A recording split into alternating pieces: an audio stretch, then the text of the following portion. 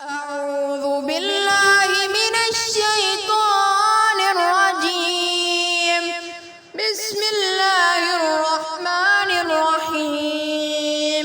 ياسين والقرآن الحكيم إنك لمن المرسلين على صراط مستقيم تنزيل العزيز الرحيم لتنذر قوما ما أنذر آباؤهم فهم غافلون لقد حق القول على أكثرهم فهم لا يؤمنون إنا جعلنا في أعناقهم أغلالا فهي إلى الأذقان فهم مقمحون وجعلنا من